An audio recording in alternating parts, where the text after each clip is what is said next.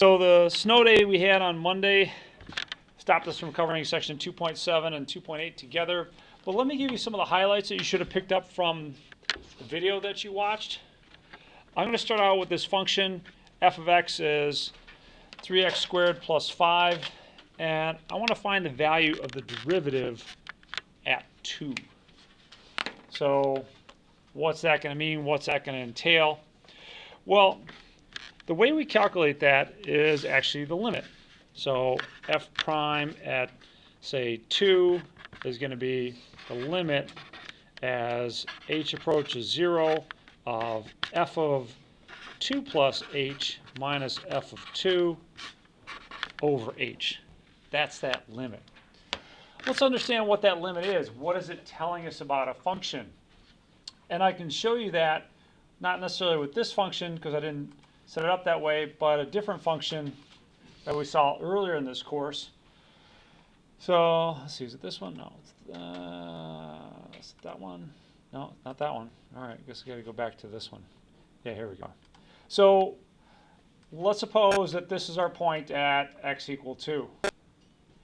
What we're doing here is we're trying to find the slope of the tangent line.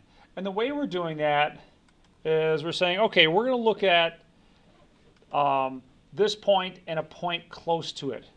So f of 2 and f of 2 plus h, close to it. And take a look at the slope of this line.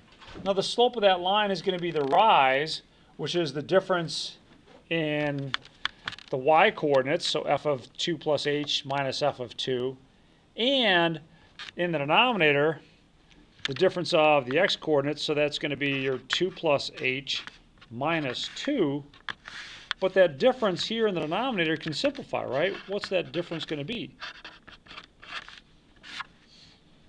Well, yeah, just h.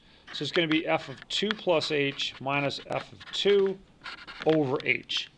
So really you're just finding the slope of a line between these 2 points, but you're going to let those points get closer together. So right now this is the average slope of the line between these 2 points.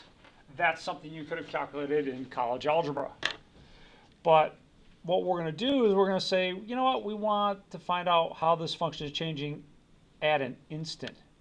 So we're going to bring this closer and closer together. And as we get closer to this point, you're getting closer and closer to the slope of the tangent line, which is the instantaneous rate of change, how it's changing right now.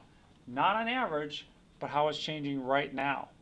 So how it's changing on average and how it's changing at that point are much different. So let's take a look at that calculation. So that calculation looks like this. Here's your f of 2, here's your f of 2 plus h. If you simplify it, you get this expression right here. We're going to plug that in here, subtract f of 2, which is really subtracting off that 17. So that gives you the numerator term. Your delta y is what I call it. Delta means change in. It's a Greek letter. Then we're going to take and form that ratio. Delta y divided by h. And for the problems that you're going to be working like this, that h should be able to simplify somehow. So in this case, I factored out the h, I canceled it. Last but not least, we need to take the limit as that ratio has h approach 0. So what's that limit as h approaches 0 of 3h plus 12? What's that going to equal? This is your part. 12, right? So the easy thing to do, and you should always do, is try and plug in the limit when you're trying to evaluate the limit. If it works, great. You're done. Now, suppose I change my mind. I'm like, I said 2, but I really meant 3.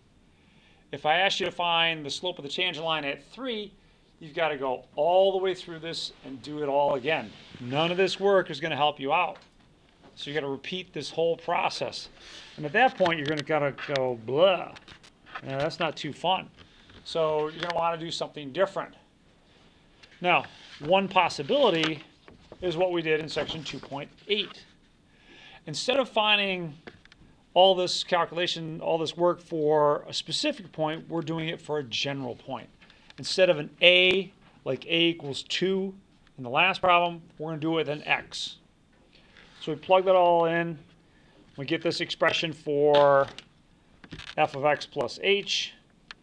We know what our expression is for f of x.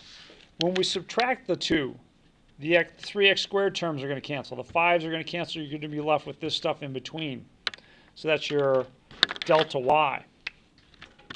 And I'll put that delta y in over here. And the next step, we're going to calculate delta y over h. Okay. Once again, an h politely factors out. We can cancel that h, and then we've got our delta y over h. Great. So now what we're going to try and do is try and find the limit as h approaches 0 of delta y over h. And that's really just this expression right here. What's that limit going to be? Can anyone tell me? Yeah, just 6x. Once again, the first thing you always try is to try plugging in a limit. In this case, it works. That gives it a 6x. So that's what's called your derivative function. Now, the nice thing about the derivative function is that once you have that thing, you can find the derivative anywhere. So in the last problem, I wanted to find the derivative at 2.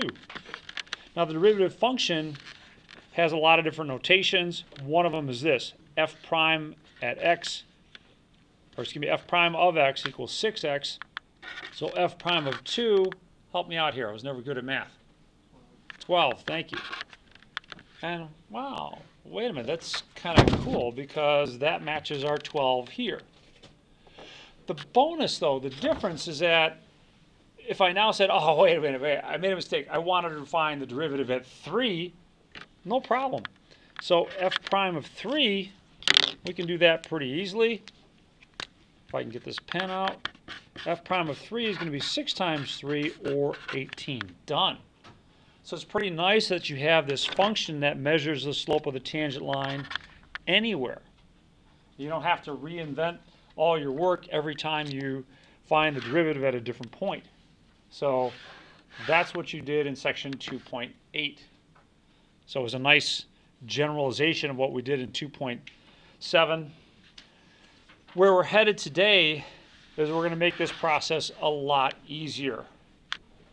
Having to go through all this stuff every time you calculate the derivative of a function is a real mess.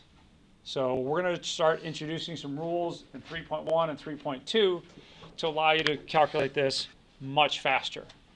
So are you okay with our little where we've been and where we're going? Yes? So the h that you use at the bottom of the equation, that comes from your limit? Yeah, so that's just the change in the x direction. That's the run. If you're looking back at it here, that distance here from this point to the vertical line underneath this point, that's your h. All right, so yeah, and we're letting that h get smaller. When that happens, it necessarily brings these 2 points closer and closer together, and as they coalesce, now you're getting the limit, and that limit is going to be the slope of the tangent line. So yeah, nice. All right, so let's start out with a couple nice little facts about derivatives that are going to make our life a lot easier. So this is section 3.1.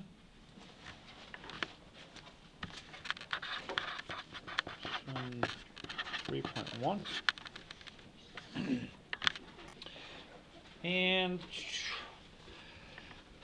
I guess the first fact I'll start out with is this. If f of x is a times x to the n,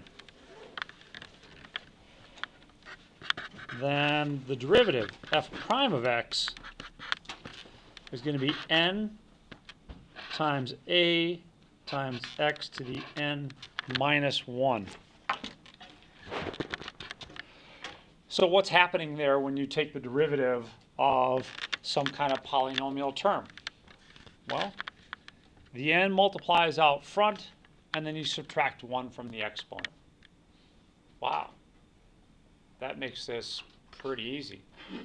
Let's apply that to the problem that we just were looking at in particular. So if f of x was 3x squared,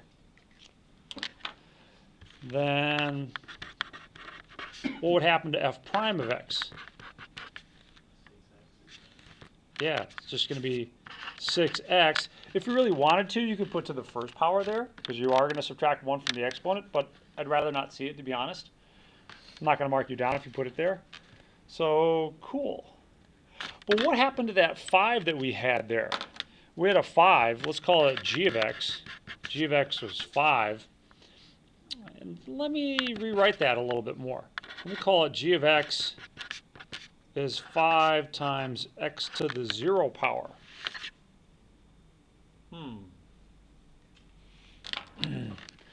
Let's see then.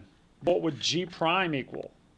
Well, g prime of x would be 0 times 5. Well, 0 times 5? 0 times x to the negative 1, but, well, it's still times 0, so it's just 0.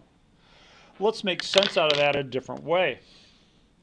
Can anyone tell me what the graph of g to the 5, or g of x equals 5 would look like? Yeah, nice horizontal line. So y equals 5. Remember that the derivative is telling you how the function is changing. How is the function changing? Is there a lot of change in this function? Is this a dramatic function?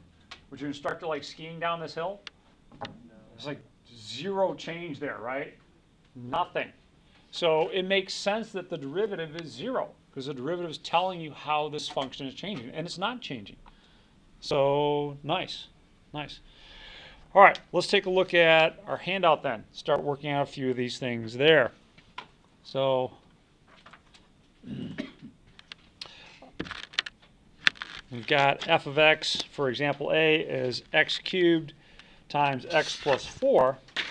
So let me write that there. Example A,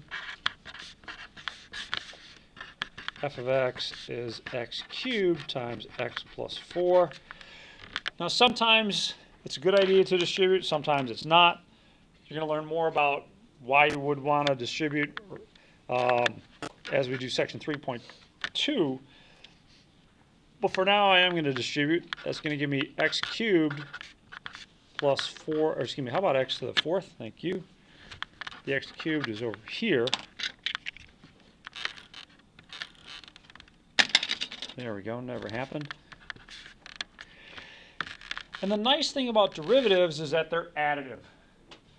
I can take the derivative of this plus the derivative of this, and that'll give me the derivative of the function. So f prime of x. Take a shot at that. What am I going to get when I differentiate this? Work with the exponents, work with the coefficients, see what you get.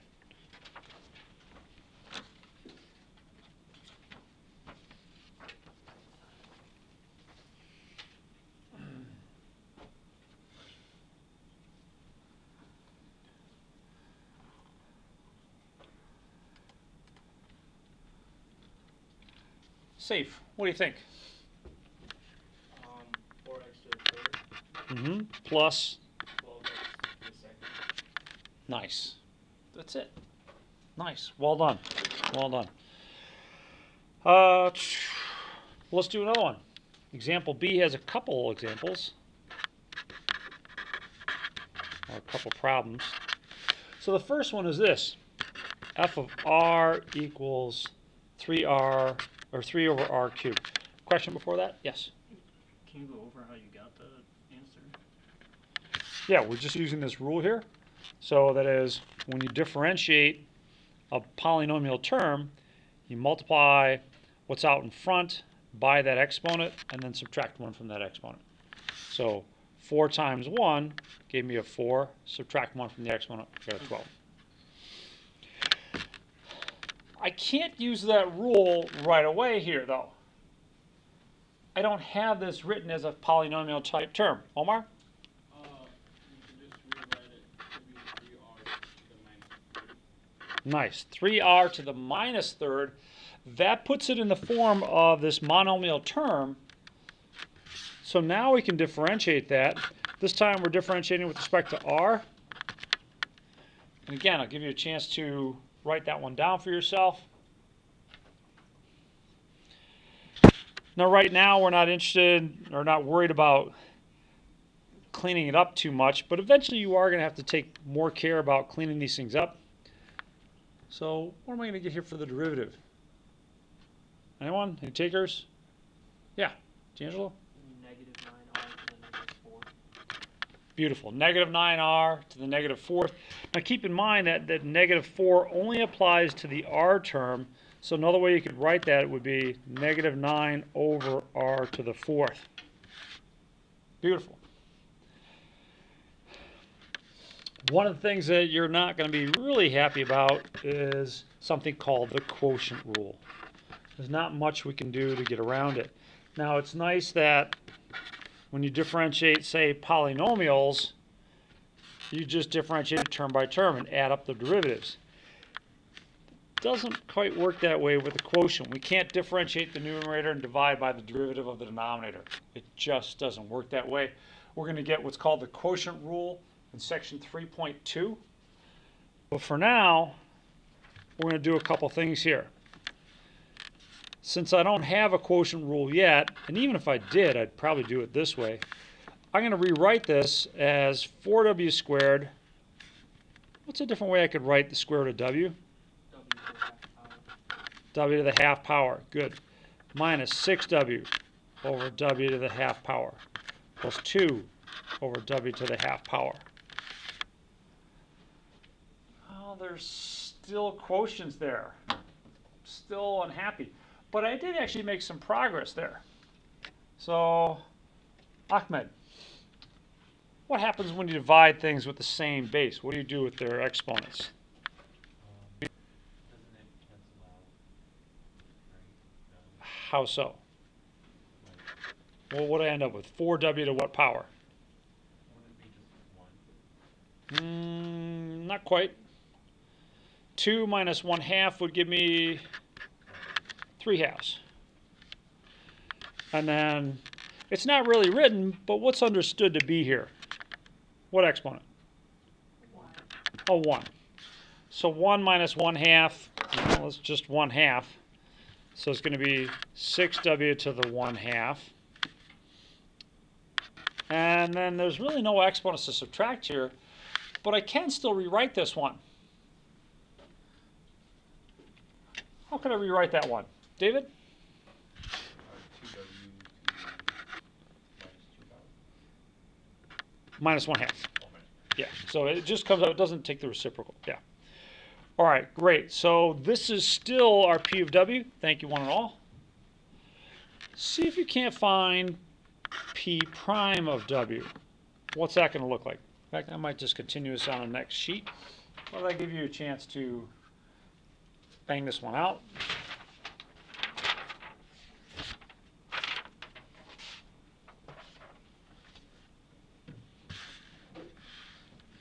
So.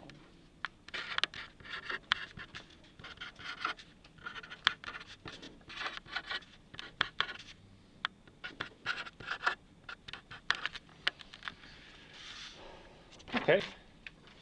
So let's think here. P prime of W. So the derivative function with respect to W. What's 3/2 times 4? 6. And then subtract 1 from the exponent. Well, good. 1/2. Half of 6 is 3. When I subtract 1 from the exponents, what am I going to get now? Negative 1/2. Yes, thank you. So negative 1/2. And finally, a minus W to what power? Yeah, negative 3/2. Thank you. Nice. Now, right now, we don't necessarily need to worry about cleaning it up too much, but eventually you are going to start doing a lot of work with these things, and it would be in your better interest to clean this up. We're not going to worry about it in this one. Omar, do you have a question? From the beginning, can't you just do W to the negative 1/2? Like from the first part that you started doing? Yeah, we did have a W to the negative, or let's see, W to the negative 1/2 would put it up there. So if I did w to the negative 1/2, I'd end up in the same place. So if I rewrote this as 4w squared plus, or excuse me, minus 6w plus 2 times w to the negative 1/2, when I distribute that, it's going to add to these exponents. So 2 plus negative 1/2 would give me 3/2. 1 plus negative 1/2 again would give me 1/2, etc. So it'd give me the same place. Yeah, so if you're more comfortable doing it that way, by all means. All right. Okay. That's a good one. You know, if I were you, I would star that one in my notes because, you know, problems like that tend to appear on exams. Basically, what I want to see from you is that you don't just, you know, apply the quotient rule to everything that looks like a quotient, that you think about things sometimes, all right? Because it's going to be in your best interest to, you know, maybe think a little bit. Just because you have a hammer doesn't mean everything is a nail, all right? Use some other tools in your toolbox. This is one of them.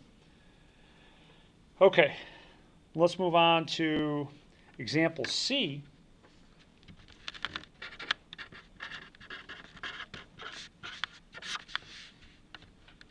It asks us to find the equation of a tangent line for f of x equals 3x squared minus x cubed. Okay. Now we want to find that equation of the tangent line at the point 1, 2. Now I'll give you a little heads up. On a test, I'm only going to give you the x coordinate. I really think and feel that by the time you get to calculus, you should be able to find the y coordinate. In WebAssign, they always gives you the x and the y coordinate. In this case, it's not that hard, right? You know, 3 times 1 squared minus 1. All right, you're going to get 2. So nothing really big there. So f of 1 equals 2. Now to find the equation of the tangent line, I need 2 things. I need the point and what else? What else do I need? The slope. So I'll write down a couple things here for you. So recall y equals mx plus b and y minus y1 equals m times x minus x1. So those are a couple things that you're going to need in working with the equations of lines.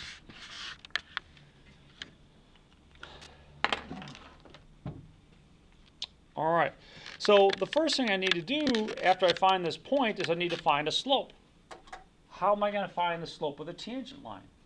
Yes? Would it be m equals x2 minus x1 over y2 minus y1? That was good for us when we were working in algebra. But that's not going to help us in calculus. The old y2 minus y1 over x2 minus x1, yeah, that was algebra. We got to step up a level now. Suggestions? How am I going to find the slope of the tangent line? Find m first. M and It's a derivative.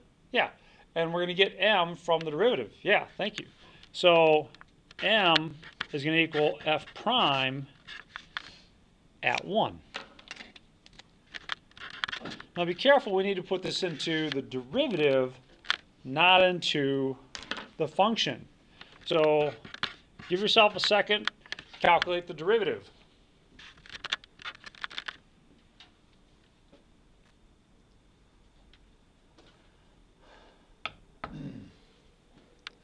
Art, what do we got for the derivative here, please?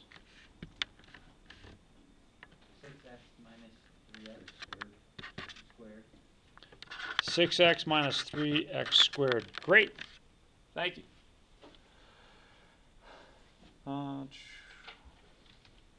So Justin, what's the value of the derivative going to be at 1?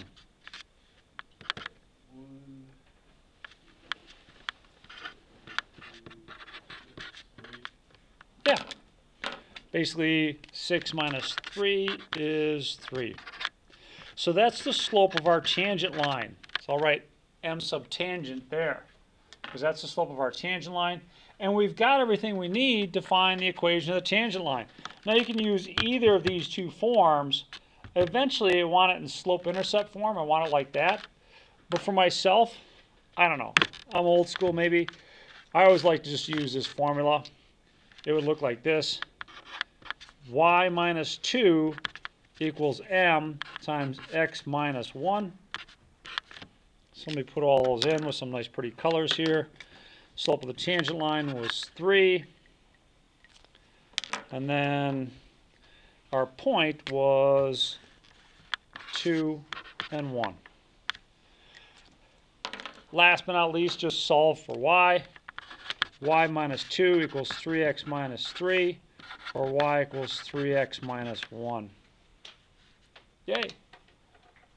Looks pretty good.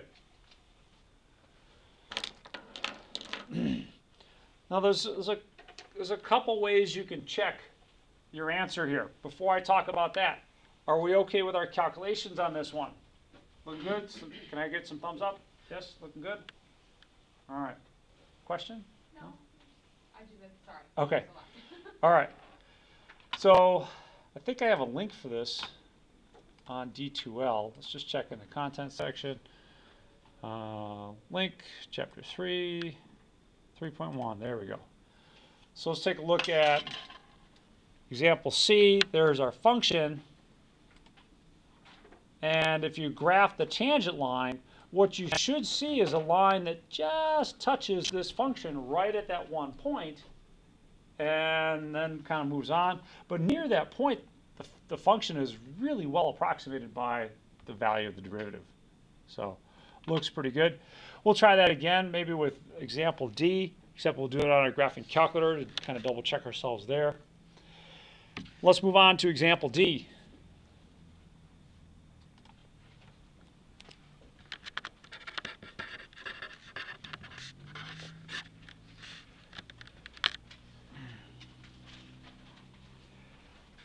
So we've got, want to find the equation of the tangent line of the curve at the given point. Y equals 7x minus 4 times the square root of x at the point 1 and 3. Again, please expect to find the y coordinate when you do these problems for me. Now I'm going to give you some different notation. Instead of y, instead of f of x, we've got a y. So if I had, let's just do it over here, maybe some notation.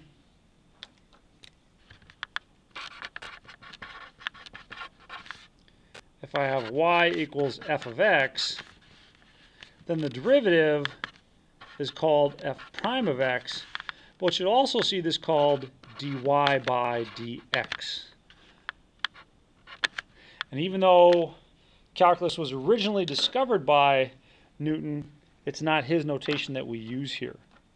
His notation for this was a dot over the function.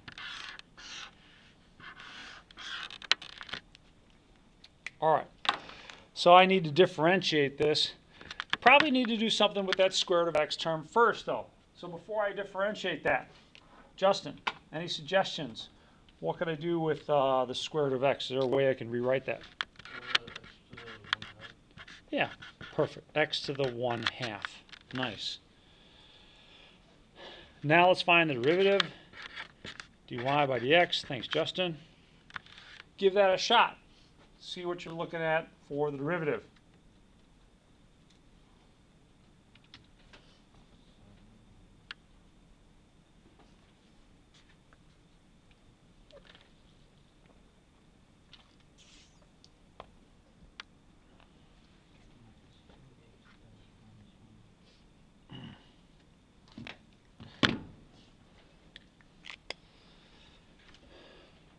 Somebody, question? Do you care which notation we use? Not so much. Not so much. I mean, there's actually more notations for the derivative, a couple more, but, you know, a little bit at a time.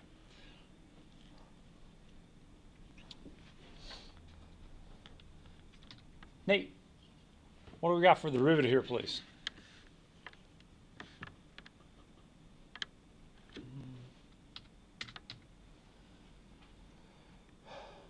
Ava, maybe some help? Derivative?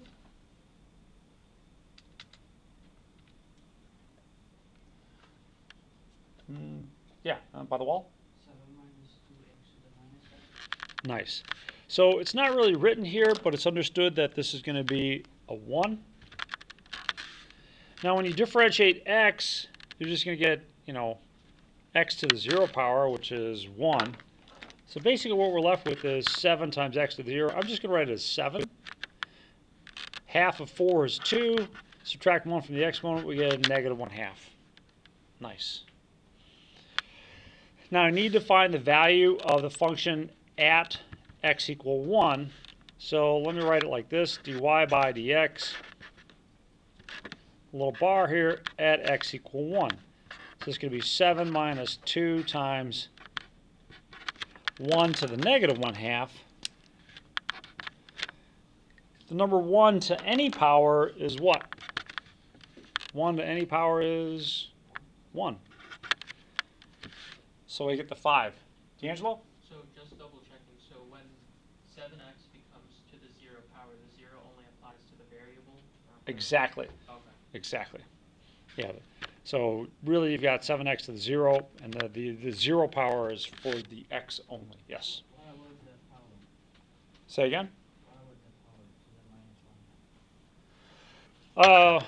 1 to any power is just 1. It is 2. 2 times.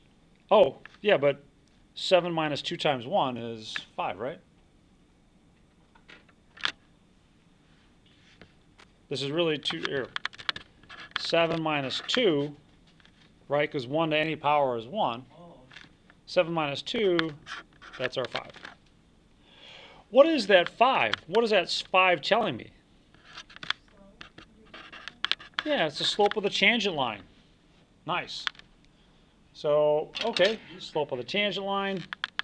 Let's see if we can't find the equation of the tangent line. So we've got our point, we've got our slope.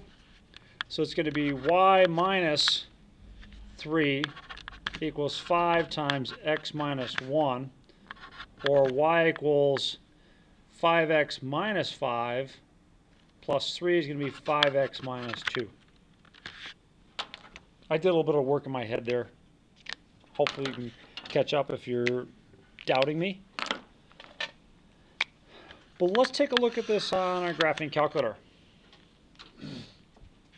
And because the center of the action is going to be at the point 1 and 3, I'm going to put that right in the middle of my window. So let's enter both of those functions here. The first one is 7x. Let's clear this stuff out first. 7x minus 4 times the square root of x. And then our equation is 5x minus 2. Oops. Minus 2. As far as my viewing window, I want to put 1 right in the center of my viewing window along the x-axis. So an easy way to do that would be to have a window from 0 to 2. That puts 1 right in the center of the action. Now, what do I do for the y coordinates? I don't know. So a nice thing to do, once you have your x values set, is make your calculator come up with the y values. You can do that with zoom 0. That's called zoom fit. Zoom 0. And bam. Look at that. Your line just touches that function. If you hit the trace key, it puts a cursor right on your function. If you hit the up arrow, it puts a cursor right on your line. If you move a little bit away from that point, you'll still see that they're close, but they are different. So here's the line. There's the equation. They're a little bit different in the hundredths place if you look at the y coordinate. D'Angelo? Will the tangent line ever actually cross the original function? Yeah, it can. Depending on the function, sure. Yeah, but this is a nice way to at least feel a little bit more confident in your calculation, that your tangent line is just really tight up against the function at that point of tangency. So, all right, well done. Anything else on example D here? Okay. let's take a look at example E and F. So it's kind of lumped all in together. So the first thing that you get to do is to find the derivative function f prime of x. Actually, tell you what, before we even do that, let's do this. Over here, you've got a graph. One of these is the function, and one of them is the derivative, but I haven't labeled which one is which. So see if you can't figure out, well, which one looks like the function and which one looks like the derivative. So things you might do would be ask yourself, well, if this was the function, then it should have, a tangent line with a slope of 0 at this point, or a slope that's increasing at this point, etc. So see if you can't kind of play around and try and figure out which one's the function and which one's the derivative.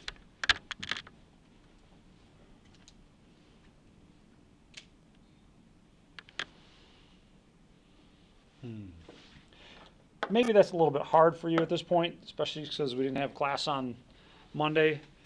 So let me help you out here a little bit. Let's take a look at this graph.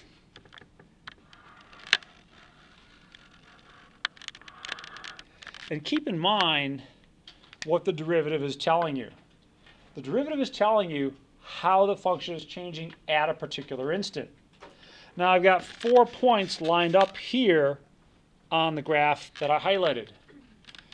What should be the slope of the tangent line at this point? Right here.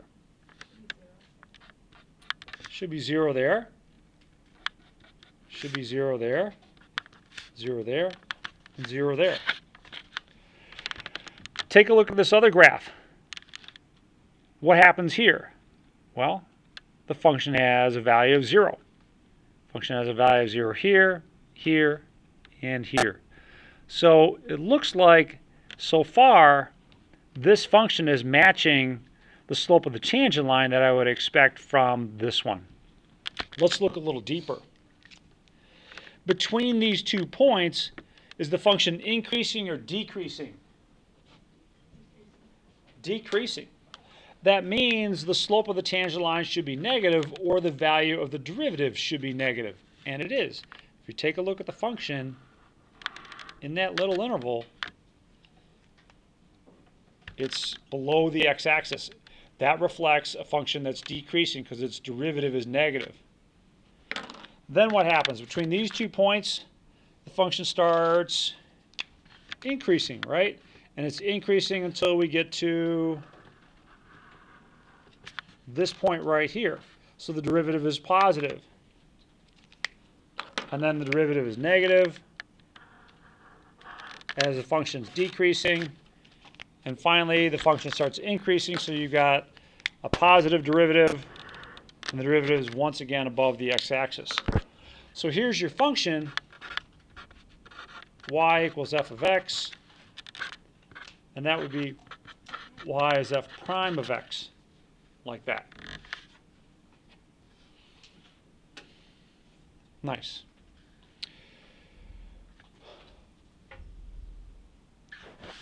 Let's look back over here. See if you can't find the derivative first.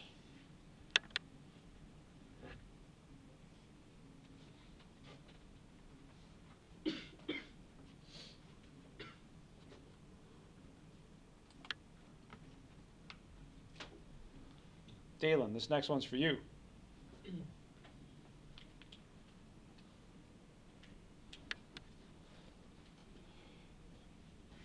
What's the derivative? F prime of x.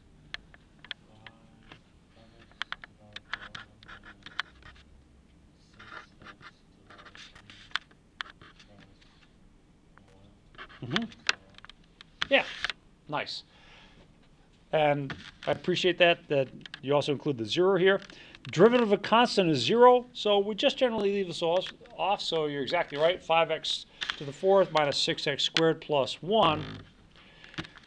Now when you're doing your homework in WebAssign, and you see something like this, it's got a little drop-down menu. I don't know what's underneath that menu, but f prime of x equals 0, What's going to happen when the derivative is 0?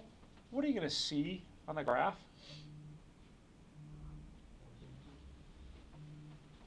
Yeah, somebody said it. Horizontal what? What did I have here? What did I draw in red here for this function in yellow? Yeah, horizontal tangent line. You're going to get those horizontal tangent lines when the function has a local minimum or a local maximum. That's when you're going to get those things.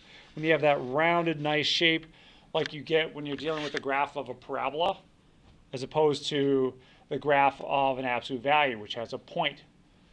So, all right. So yeah, f prime of x equals 0 when you have a horizontal tangent line or a local min or a local max. When is the function going to be positive? When's that derivative going to be positive? Was the derivative positive here? What was happening to the function? Was it an increasing function here? No, it's decreasing. Is decreasing. So when f is decreasing, oh, excuse me, that's backwards. That's going to go here. When f is decreasing, the function is going to have a negative derivative. The function is going to be positive, or the derivative is going to be positive when f is increasing.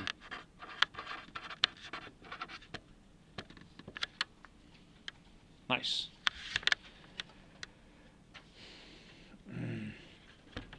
Now these points where the function has a 0 derivative are interesting points. Interesting things happen when the function starts changing direction. Think of the path of a projectile. If this was the graph of, a projectile, maybe a pop-up from one of the Tiger infielders, the ball is going to come up and then come down. That point at the top is where the ball hits its maximum height and then starts coming down. So interesting things happen at these types of points. So the question might be, well, find the points where the tangent is horizontal. How would I do that? What's going on when I have a horizontal tangent line? What's the slope of the tangent line when it's horizontal? 0. So basically what I want to do is I want to find the derivative here and figure out when that derivative is 0. So let's do that. So let me write that here, dy by dx.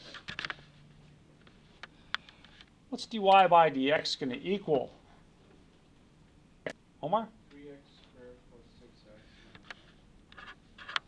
3x squared plus 6x minus 9. Beautiful. Now I need to solve this. So I need to solve this set equal to 0. Because I want to know where's the slope of the tangent line equal to 0. Suggestions, Jack, on how I could solve this one? What would you suggest we do? Should I bust out the quadratic formula?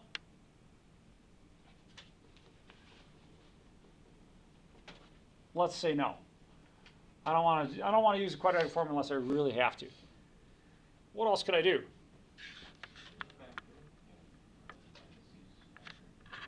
All right, let's factor out the 3. That leaves behind x squared plus 2x minus 3. Now, as far as the solution is concerned, we can kind of ignore the 3, right?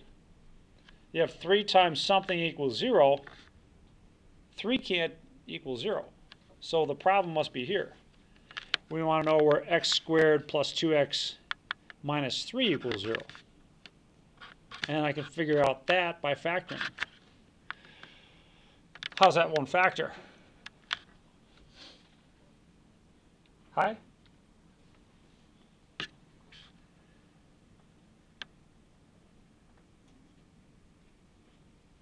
Hi? How's that one factor? You got some help here? Go ahead. X plus 3 and x minus 1. Nice. X plus 3x minus 1. Thank you. That gives us 2 solutions, right, Salmon? What are those 2 solutions? X equals Beautiful. X equal -3. And that's right here at that point. And another one was when x equals 1. Nice. Take a look at that. Interesting things are happening at those points. Beautiful. Beautiful. How are we looking on example G? Thumbs up on that one? All right. Good. Good. Let's keep it rolling. Let's see. This is 5. Yeah, question? So, to find the points where the tangent line is horizontal, you just always set it to 0. Yes. The Mm-hmm. equation. Yeah, because a horizontal line is going to have a slope of 0. So you set the derivative equal to 0 to find where it has a horizontal tangent line. You'll find some interesting points there. Thank you. Flipping to the back side. Consider the following equation. Find f prime. Find the equation of a tangent line at the point 1, 3. I got to stop doing that. I got to take that out. All right, but you've got it now. Let me give you a chance to work on this one. I'll walk around and help out. If you're watching this at home sometime in the future, see if you can't find the solution yourself.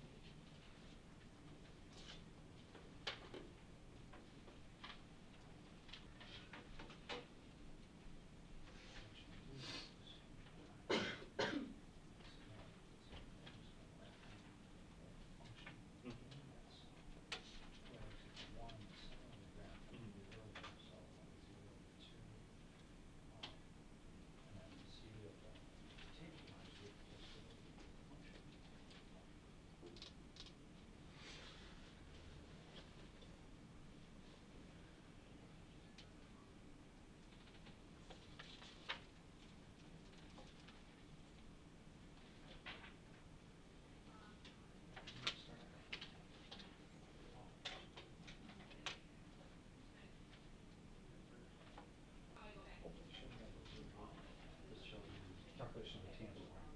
The y minus y1 next time we do that one next time the next one. We feel comfortable having that. Okay. Was it not just doing this?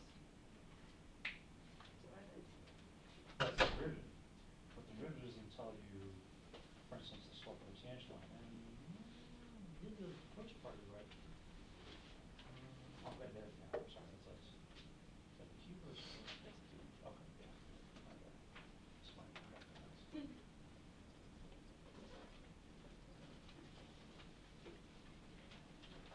Yes. I was just wondering if you.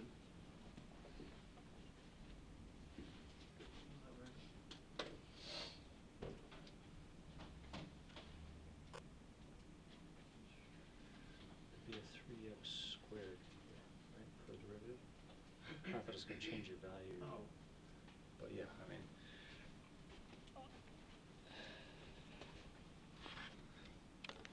Okay, so let's start out here. We're going to find the slope of the tangent line by looking at the derivative. It's going to be f prime at x equal 1. So I guess the first thing I need to do is find f prime of x. So Charles, what about f prime of x? What's f prime of x going to be for this particular problem?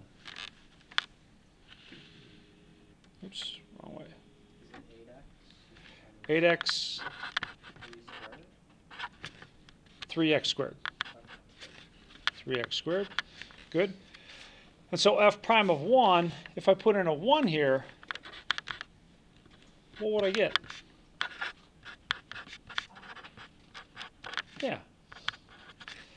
Equals 5.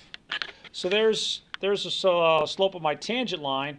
Let's see if we can't finish that off by finding the equation of a tangent line. And I hope that you're getting comfortable finding these equations. It's going to be a big part of a lot of what we're doing.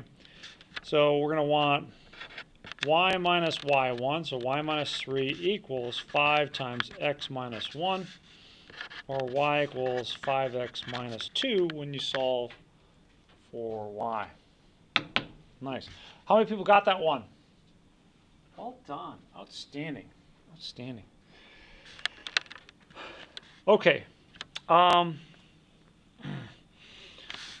going to give you,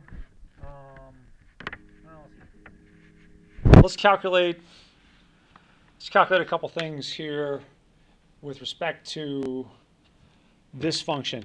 Now, for whatever reason, physics likes to use the function s of t to denote your position or your distance. So, okay, we'll go with that. That's going to model the position of some particle, maybe a gluon or a meson or a proton. Pick your favorite on. There's dozens and dozens and dozens of subatomic particles. In any case, let's see if we can't find the rate of change of your position. So that'd be the first derivative. Now, when you change your position, change of position is going to be measured by your velocity. So let's see if we can't figure out the velocity function. Okay, so that's just going to be the first derivative. So go ahead, give that one a shot real quick. Bang that one out. And I think Nicole is anxious to answer that one. So thank you, Nicole. Yeah, no worries, no worries. I got 4t to the third power minus 9t to the second power plus 2t. Yeah, plus 2t. Let me write that over here. So v of t equals 4t to the third minus 9t squared plus 2t. All right, good. Yeah, it should be a minus 1 there. Thank you. 4t cubed minus 9t squared plus 2t minus 1. So when you change your position, you've got a velocity. Rate of change of position with respect to time. What are you doing when you change your velocity? How do you change your velocity in the car? Accelerate? Yeah, you accelerate. You just stamp on the accelerator. So the change of your velocity is going to be your acceleration function. So this is the first derivative. If we differentiate it again, you're going to get the second derivative. And that second derivative, s double prime of t, is going to be a of t. And go ahead and see if you can't calculate the acceleration function. So again, the second derivative. Where's Max today? Right here. Thank you. All right. Whenever you're ready, bang out the acceleration function. I think it should be 12t to the second power, and then minus 18t, and then plus 2. Nice. And that minus 1 drops off. Derivative of a constant is 0. So looking good there. Now this is actually true stuff. We can differentiate this again. And the derivative here gives you something interesting. Let me see if I can't find it. Let's see. What would it be?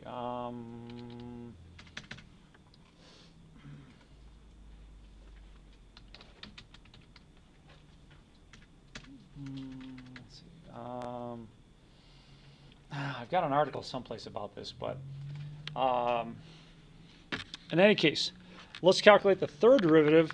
I'm going to call that j of t. So one last derivative.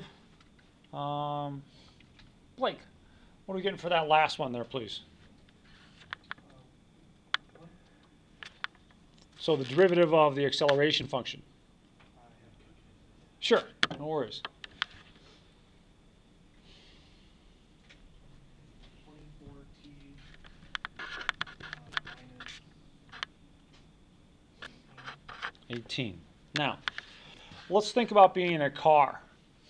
If you don't accelerate smoothly, if you step on it and then back off and then push it halfway down and then back off a little bit more, what's the ride going to feel like? You're going to be slammed forward and backwards. You're going to be jerking around. So they literally call this the jerk function. So if you want to insult somebody in a kind of a sneaky way that they might not understand, call them a third derivative.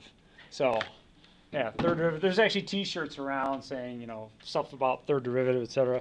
But if somebody calls you a third derivative, they're basically calling you a jerk. So, or vice versa. Do we need to practice plugging in some values here, like a of 1.4? No, good on that one. All right, just a matter of plugging in 1.4 there. So you've got three graphs here. One's the function, one's the derivative, one's the second derivative. See if you can't take a moment to try and figure out which one is which. Now, my suggestion is that you start out saying, okay, if this is the function, what would you expect from the derivative? So, for instance, if this was the function, then what should I see for the derivative at this point? What should the derivative be doing right here?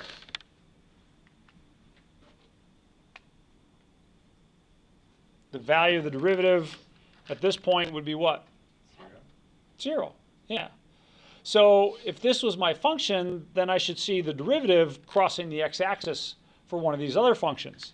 Should be a y or an x-intercept here. It's not. So that one's not my function, and neither of these are its derivative. So play around a little bit. See if you can experiment in your mind and figure out which one's the function, which one's the derivative. So yeah, let's do it here. Play around. If you were absolutely guessing, I think you'd have a like 1 in 6 chance of getting it right.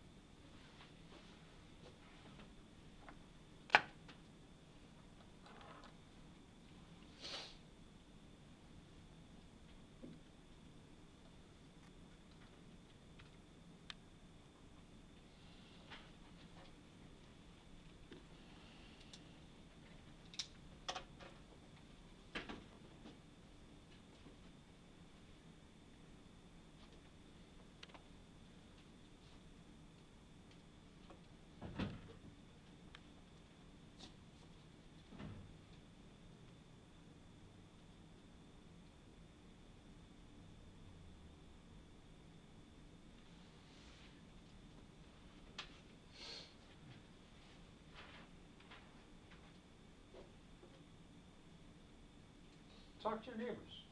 See if you can't hash it out together a little bit. If this was the function, what would its derivative look like? Just pick one and take a look at its derivative. See if you can't figure out that one is the derivative of another.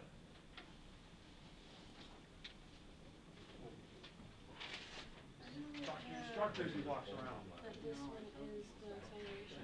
because High five it to that is kid from Michigan basketball.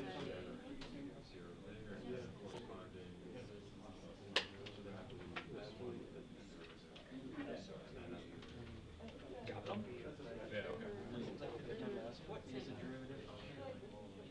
Derivative is a function that will tell you the slope of the tangent line So basically, and the way you want to find it. all the way up to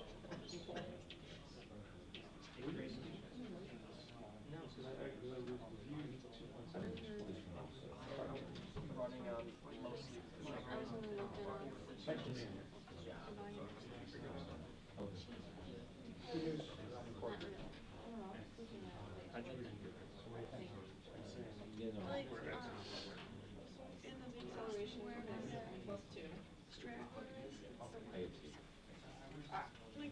Could you do it without plugging in those functions and graphing?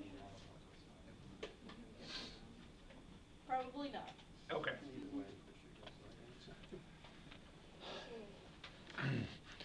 Okay, so again, these are kind of hard, but I mean they're problems that I want you to be familiar and comfortable enough with that you could do it on an exam.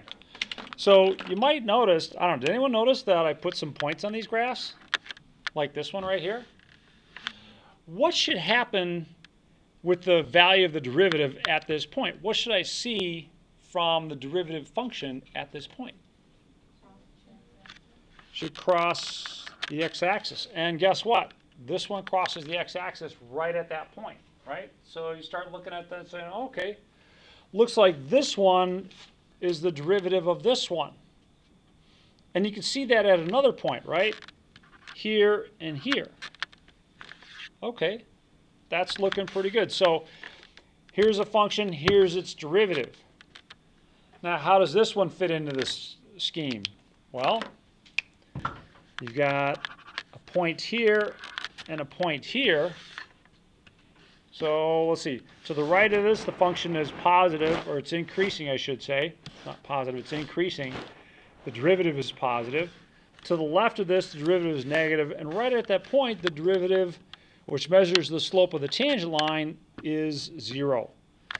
So this function is the derivative of this one.